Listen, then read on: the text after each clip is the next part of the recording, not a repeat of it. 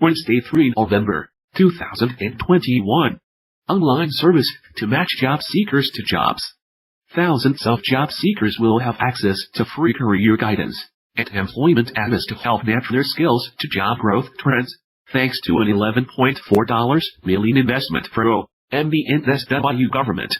In launching Careers NSW today, Premier Dominic Perrottet said the online service aimed to get people into work faster with tailored assistance that included access to volunteer industry experts in network, in and critical industries. NSW is the state of opportunity and has attracted businesses and industries from all over the world, strengthened by investments including the Aerotropolis and our record infrastructure boom, Mr. Perrottet said. Careers NSW will supercharge our pandemic recovery, ensuring every job seeker in NSW has online access to career advice, regardless of their experience or education, so they can take advantage of the job. As of the future, one-on-one access to dedicated careers specialists and more than 40 industry volunteers will be available in the pilot across 4 regions: Western Sydney, Southwestern Sydney, the Mid-North Coast and the state's Northwest, ahead of the full rollout in 2022. Minister for Skills and Tertiary Education Geoff Lee said the pilot will initially target 10,000 people in regions and scale up to include school students. From the middle of next year, the Careers NSW service will make lifelong career information accessible for all people seeking to upgrade skills or change careers, and guide them to the industries offering employment and opportunities, Mr. Lee said. The pilot program launching today enables residents in 4 priority regions to book appointments on the Service NSW website, receive tailored advice with the career specialist, and or talk to an expert already working in the industry they're looking to enter to set them on a pathway to employment success. Minister for Digital and Customer Service Victor Dominello said customers call Assist a self-service portal, which contains a number of resources designed to help people identify their skills, passions, and values, as well as learn about prospective industries. People want to make informed decisions about their career path, which is why we are making it easier to explore the industries and occupations they are interested in and the opportunities they present, Mr. Dominello said. This includes the ability for customers to compare courses and academic providers and find a study option that suits their learning preferences and location. Careers NSW was a key recommendation in the review of the NSW vocational education and training sector, led by Mr. David Goski AC and Professor Peter Shergold AC, released earlier this year. Professor Peter Shergold AC said Careers NSW will help people navigate their LIFETIMEMPLOYMENT journey.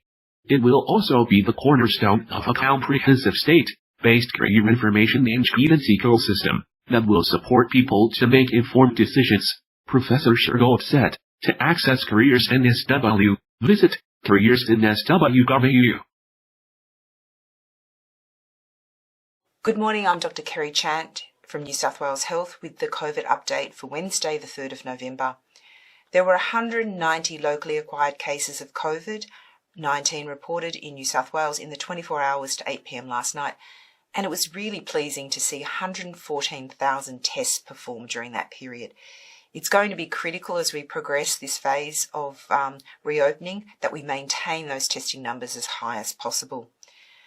Across New South Wales, we've achieved 93.6% of people aged 16 and over have received their first dose of COVID vaccine, and 88.3% are fully vaccinated. In the 12 to 15-year-old age group, 79.5% had their first dose, and 63.7% are fully vaccinated. We've currently got 309 cases admitted to hospital, and 68 people are in intensive care, 32 of whom require ventilation.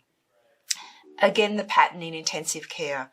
we're seeing the majority of people in intensive care sadly have not been vaccinated. So a key message, please get vaccinated. Sadly, we're reporting the deaths of 4 people, 2 women and 2 men. 1 person was in their 50s, 1 person was in their 60s, 1 person was in their 70s and 1 person was in their 80s. 2 people were from Western Sydney, 1 person was from Southwestern Sydney and 1 person was from Queanbeyan. 3 people were not vaccinated and 1 person, a woman in her 80s with underlying health conditions, had received 2 doses of the COVID vaccine. Again, can I extend my condolences to those who have lost their loved ones. Firstly, I want to take this opportunity to thank the community for getting vaccinated. We've done an extraordinary job in getting those high levels of vaccine coverage, but as you know, we have got a little room to do even better. We're really hoping to achieve that 95% double dose and to get there as quickly as possible, but importantly, to leave no one behind. So we need to make sure that we're reaching out to all our communities, and I call upon everyone in the community to reach out in their circle of friends, families, acquaintances, and just check if anyone needs extra help getting to a vaccine appointment or to getting vaccinated, has some questions or queries, and you can direct them to the health website for some information or ask them to speak to their GP. I think we all have a role to play in supporting everyone taking the opportunity that vaccination affords.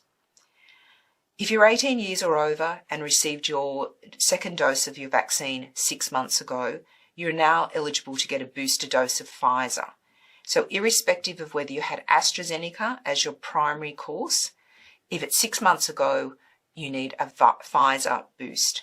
So please book in at your GP, one of the state clinics, or pharmacists will be also having access to Pfizer, and get that booster shot. We know that immunity wanes, and whilst the protection afforded by the vaccines still against severe disease persist, it is important that you get that booster dose through that waning immunity, because of that waning immunity.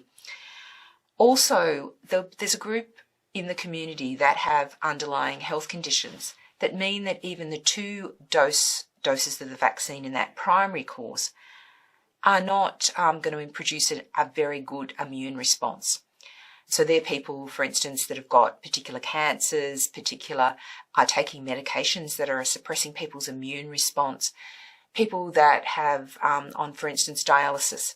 So if you have one of those chronic health conditions where you know your immunity is lower, and check with your doctor, because they might also advise you having a 3rd dose as part of your primary course, and that can be given around 2 months after your second dose. So please just check with your healthcare provider whether you need that 3rd dose in your primary course if you have those underlying health conditions.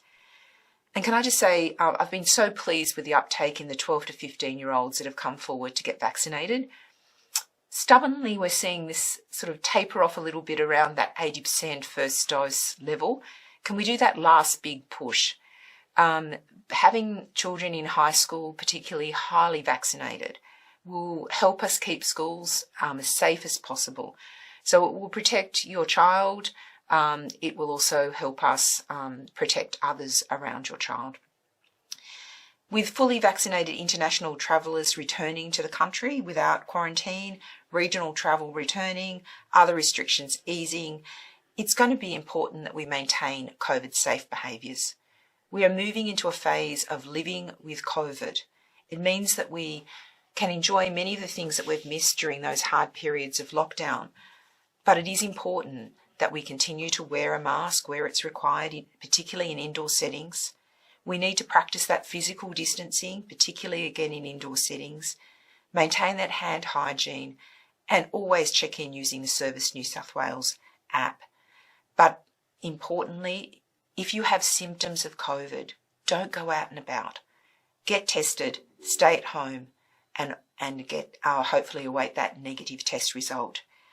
I want to also call out particularly to the communities of Moree and Inverell. The risk of community transmission is increasing in those sites, and a big urge and call out to those communities. Get tested, follow the public health advice and get vaccinated.